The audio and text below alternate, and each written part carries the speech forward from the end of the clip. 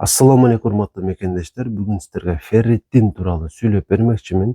Ферритин эмне десеңиздер, жөнөкөйлөтүп айта турган болсом, бул биздин организмибиздеги темирдин запасын сактап бере турган кампа жана мунун көбөйгөндүгү же тескерисинчеги азайгандыгы биздеги болушу мүмкүн болгон бир катар оорулардан кабар берет. Ошол себептүү чек-лист анализ тапшыра турган болсоңуз, чек-ап кылып бир канча анализ тапшырсаңыз, ошонун ичинде ферритин дагы болгону жакшы.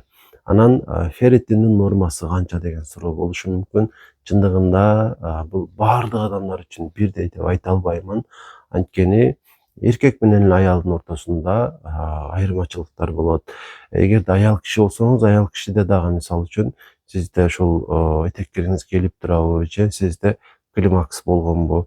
Ушул экөөсүнүн ортосунда дагы айырмачылыктар болот. Жаш куракта дагы ферритин башкачараак болот, улгайган убакта дагы ферритин башкачараак болот. Ошол себептүү бардык адамдар үчүн абсолюттуу бирдей норма жок. Ошондой болсо дагы орточо мындайча айтканда баарына туура келе тургандай бир өлчөм бар да. Мисалы бул кандай? Эгерде сиздин ферритиниңиз 45 микрограмм на литрден 150 микрограмм на литрге чейин ошол 45 менен 150нын ортосунда турса, бул дээрлик абсолюттуу норма деп түшүнсөк боло берет. Эгерде 45тен аз чыкса же тескерисинче 150дөн көп чыкса, эки учур тең бирдей жакшы эмес. Ошол себептүү эгерде ушул туура эмес чыга турган болсо, начар чыга турган болсо, анда изилдеш керек болот сиздеги ар кандай ооруларды. Эми азынан баштай берели, анан көбүн дагы айтып беремин. Эгерде сиздин ушул ферритиниңиз 45тен 30га чейин төмөндөгөн болсо, ошол 45 менен 30дун ортосунда болсо, сизде темир жетишсиздигинен болгон анемия оорусу болушу мүмкүн. Эгерде 30дан 15ке чейинки аралыкта болсо, бул андан дагы олуттуураак бир оорулардан кабар берет. Эгерде бул андан да 15тен дагы төмөн боло турган болсо, бул өтө эле олуттуу оорулардан кабар берип калышы мүмкүн. Бирок өйдө да айтканымдай, ар кандай учурларда ошол өзгөрүп турушу мүмкүн да ферритин. Ошол себептүү бир жолу текшергенде эле чыккан цифрага бир тыянак чыгарып түңүлүп калбаш керек. Бүгүн тапшырдыңызбы, бир жумадан кийин же болбосо бир айдан кийин кайра тапшырып көрүңүз. Эгерде ошол цифрадан өзгөрүү боло турган болсо, жакшы жагына, мисалы бүгүн тапшырганыңызда 12 чыкты дейли, 2 жумадан кийин тапшырганыңызда мисалы 18 чыгышы мүмкүн же 15 чыгышы мүмкүн. Болжолдуу жакшыраак жагына өзгөргөн болсо, демек жакшылыктан үмүт кылса болот. Тескерисинче аз жагына чыга турган болсо, анда тилекке каршы жакшы эмес бул көрсөткүч. Анан эми ошол ашыкчасын дагы айталы. Эгерде сиз аял киши болсоңуз, сиздин ферритиниңиз 150ге чейин чыкса, анда бул жакшы. Эгерде сиз эркек киши болсоңуз, сиздин ферритиниңиз 200дүн тегерегинде болсо, бул дагы норма деп эсептелинет. Эгер ушудан жогору чыга турган болсо, анда ошол метаболизм деп коет, зат алмашуунун бузулгандыгына байланыштуу бир катар оорулардан кабар берет да. Айталы, кант диабети болушу мүмкүн, жогорку кан басым оорусу болушу мүмкүн, боор оорулары болушу мүмкүн. Анткени ошол биздеги ошол ферритиндин эң чоң запасы боордо камтылган болот да. Эгер ошол ферритин ашыша чыга турган болсо, албетте боорду дагы жакшылап текшериш керек болот. АЛТ, АСТ, тимоловый проба, щелочная фосфатаза, билирубин, ушулардын баардыгын жакшылап текшериш керек болуп калат, эгерде ферритин нормадан ашыкча чыга турган болсо. Анткени сизде гепатит болушу мүмкүн, жадыда калса, сизде ошол цирроз дагы болуп калышы мүмкүн. Ошол себептүү ферритиндин аздыгынан эмес, тескерисинче ферритиндин көптүгүнөн көбүрөөк коркуш керек. Мындан сырткары залалдуу шишик, рак оорусу бар, кандын рагы болушу мүмкүн, лейкоз, ушундай оорулар дагы ошол ферритин нормадан ашыкча чыгат. Бирок ферритин нормадан ашыкча чыкса эле болду, рак болдум деп ойлоп калбаңыздар. Өйдө да айтканымдай, ошол ферритиндин ашыкча чыгышы дагы өтө көп оорулардан кабар бериши мүмкүн. Анан дагы бир нерсе айталы, сиз эркек кишисиз, сиздин ферритиниңиз 100 чыкты. Адатта 150дөн жогору чыгыш керек да, эркек кишиники 100 чыга турган болсо, анда сизге С реактивный белок деген анализди дагы тапшырыш сунушталат. Анткени ошол анализ аркылуу сизде олуттуу бир сезгөнү бар жок экендигин аныктасак болот да. Себеби сизде сезгөнү боло турган болсо, сезгөнү деген нерсе бул оору дегени, кандайдыр бир оору боло турган болсо, ошол рейс реактивный белоктогу ашыкча чыгат, а ферритин болсо болжолдуу 100 плюс-минус 100 болот. Ошондуктан эгерде азыраак чыга турган болсо, анда сиз ферритинге кошо ушул СРБ деген анализди дагы тапшырышыңыз максатка ылайыктуу болот. Анан ушул жалгыз ферритинге таянып туруп биз кандайдыр бир диагноз койбойбуз, кандайдыр бир тыянак чыгарбайбыз. Кошумча дагы толтура элементарный общий анализ кровь деген анализди тапшырып көрүш керек болот. Жана мына сырткары дагы толтура керектүү болгон анализдер бар, ошолорду дагы тапшырып туруп, чын эле сизде кандайдыр бир оору бар жок экендигин аныктасак болот. Анан көбүнчө эле бизде ошол ферритиндин ашыкчалыгы эмес, дефицити байкалат да. Анан эми ферритиндин жетишсиздиги эмнеден кабар берет? Көбүн эсе анемиядан кабар берет. Мисалы сиз гемоглобинге анализ тапшырдыңыз, сиздин гемоглобиниңиз аял киши болуп туруп 120дан жогору чыкты, же эркек кишиси сиздики гемоглобиниңиз 130дан жогору чыкты, бирок сиздин ферритиниңиз 45тен аз чыгышы мүмкүн, 40 чыгышы мүмкүн, 25 чыгышы мүмкүн. Бул учурда биз кандай тыянакка келебиз? Бул сизде ошол темирдин жетишсиздигинен боло турган анемия күтүлүп жатат. Мындайча айтканда аз кандуулукка аз калды деген бир белги да. Гемоглобин көп чыкканы менен ошол сизде ушунун белгилери болуп калат. Тез чарчайсыз, анан алсырап жүрөсүз дайыма. Жада калса ошол тамакка дагы табит болбой калат. Адам жегиси келбеген нерселерди жегиңиз келип баштайт. Ошол учурларда биз ушул анемияга күмөн кылабыз да. Ошол учурларда эмне кылыш керек болот?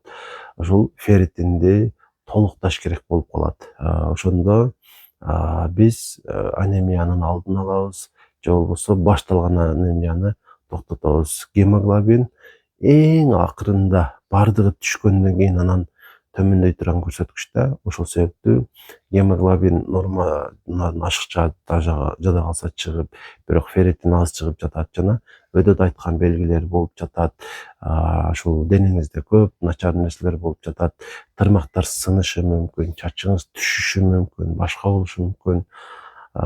Эч нерсе жегиңиз келбеши мүмкүн. Ушундай жагдайларда сиз ферритинди көбөйтүү боюнча аракет кыла беришиңиз керек болуп калат да. Анткени сизде сөзсүз түрдө анемия болот. Ошол себептүү ферритинди көбөйтө баштайсыз. Ферритинди кантип көбөйтөбүз? Ферритинди көбөйтүүнүн эки жолу бар, бирок экөө тең ириш аркак болушу керек. Биринчиси бул тамак тануу режими. Мүмкүн болушунча көп түрдүү азыкты рационго кошуу керек. Бул бир, буга кошумча эт азыктарын көбөйтүш керек. 100 граммга чейин күнүнө жеп турсаңыз жакшы болот. Уйдун боору, балык, ушулар өзгөчө тил, ушуларды дагы тез-тез жеп туруш керек болуп калат да. Анан кофеинди камтыган суусундуктар, чай, кофе, энергетик суусундуктар, ушуларды тамактануу учурунда ичпей туруш керек. Жана ошондой эле буларды дары ичүү менен кошо дагы кошо ичпеш керек. Эгерде ошондой кыла турган болсоңуз, дарыларга кошпой иче турган боло турган болсоңуз, мындайча айтканда, сиз азыр тамактанып жатасызбы, чай ичпейсиз, же болбосо энергетик ичкен болсоңуз, энергетик ичпейсиз. Буларды качан ичиш керек? Буларды тамактан 2 саат, 3 саат өтүп иче берсеңиздер боло берет. Анан жата калып чай ичпеш керек болот да. Ошол гемоглобинди, ферритинди толуктап алганга чейин. Биринчиси ушул питание, тамактанууну жөнгө саласыз, этти көбөйтөсүз. Экинчиси болсо, албетте, темирди өзүнө камтыган дарыларды ичиш керек болуп калат. Эң көп мен ушу мальтофер деген таблетканы сунуштап келем. Жаш балдарга ушунун суюк ошо түрүндөгүсүн ичиребиз, жашына жараша. Анан айтып кое турган нерсе, эгерде сиз тамактанууну эле жөнгө салып туруп, бирок дарыны ичпей кое турган болсоңуз, анда жыйынтык болбойт. Ошол эле учурда сиз дарыны ичип баштадыңыз, бирок тамактанууну жөнгө салбай койдуңуз, анда дагы жыйынтык болбойт. Экөө чогуу болушу керек. Жана ошондой эле витамин Сны өзүнө көп камтыган азыктарды, мисалы лимон, апельсин, киви, болгарский, ошол азыктарды дагы көбүрөөк жеп туруш керек да. Витамин С, феррум ушулар чогуу колдонулса, анда ферритинди тезирээк толуктоого мүмкүнчүлүк пайда болот. Сиздеги симптомдор дагы тезирээк жоюлат. Анан канча убакытка чейин мындай аракет кылабыз? 2 айга чейин. 2 ай бою дары ичебиз, 2 ай бою туура тамактанабыз, жана андан кийин кайра ферритинге анализ тапшырып көрөбүз. Гемоглобин норма чыгыштын эсебинен, бирок сиз өзүңүздү начар сезип жүрөсүз жана ферритин аз чыгып жаткан болсо, 2 айдан кийин жыйынтык болсо абдан жакшы, жыйынтык болбосо анда гематолог менен жакшыраак кеңешиш керек болот, же терапевт менен деп койсок болот. Анан дагы айтып кое турган нерсе, кээ бир адамдарга ушул укол түрүндөгү темир камтыган дарыларды дагы беришке туура келип калат да. Бирок бир нерсени айтып өтөйүн, ошол укол түрүндөгү феррит, ошол темир дарыларды эч качан жамбаштан сайдырбаңыздар. Анткени ушунун мындайча айтканда осложнениясы деп коебуз, өтө жаман да, айыгыш өтө кыйын болуп кетет. Кээде калып кетиши мүмкүн, абсцесс болуп. Ошон үчүн мүмкүн болушунча укол ала турган болсоңуз, канды көбөйтө турган аларды тамырдан алыш керек болуп калат да, венадан. Анан кайсы учурларда укол түрүндөгү ошол темир камтыган дарыларды алышка туура келет. Биринчи учур, эгерде сиз резекция кылып, ашказандын жарымын кестирип койгон болсоңуз, бариатрический операция кылып, мисалы арыктоо максатында дейли, ошол учурда сизде ошол организмге канчалык темир камтыган дарыларды ичкениңиз менен толукталышы кыйын болот. Ошол жагдайларда уколун алсаңыз болот. Же болбосо тез аранын ичинде операция кылыш керек болот сизде. Ошондо темирди тезирээк толукташ керек болсо, ошондо уколун алсаңыздар болот. Ушундай анча-мынча жагдайларда уколун алсак болот, бирок көпчүлүк учурда таблетка менен, туура тамактануу менен эле толуктап койсок болот да. 2-3 ай буга жетиштүү эле болот. Ушундайча аракет кылыңыздар. Анан дагы ферритин боюнча, эгер нормадан ашыкча чыкса, анда тийиштүү врачтар менен, мисалы онколог менен, муун ооруларына байланыштуу болушу мүмкүн, гепатолог менен, ошондой эле терапевт менен, албетте гастрентолог, ушундай врачтар менен дагы жакшылап кеңешип көрүш керек болот да. Ушулардын тармагындагы бир оору болушу мүмкүн. Өзүңүздү байкап көрүңүз. Ар бир оорунун өзүнүн белгилери бар да. Ошон үчүн күмөнүңүз кайсы тарапка тартылып жаткан болсо, ошол врач менен биринчи кеңешип көрөсүз. Айткан кошумча анализдерин дагы тапшырыңыз. Инструменталдык текшерүүлөрдөн өтүңүз. Ошонун негизинде сизге диагноз коюлат, ошонун негизинде дарыланасыз. Ферритин боюнча ошол терапевт врачтарга, ошо катары мага деле кайрылсаңыздар болот. Мен Ош шаарындагы жеке клиникалардын биринде иштеймин. Бейтаптарды кабыл алам, консультация берем, жаткырып дагы дарылайм. Ар кандай оорулар боюнча терапиялык багыттагы. Байланышуу үчүн 0504 44 55 28, 0504 44 55 28 номерине WhatsApp'тан жазасыздар. Суроолоруңуздар калып кеткен болсо, комментарийге жазыңыздар. Балким ошол суроолордун негизинде кийинки видеону чыгарышым ыктымал.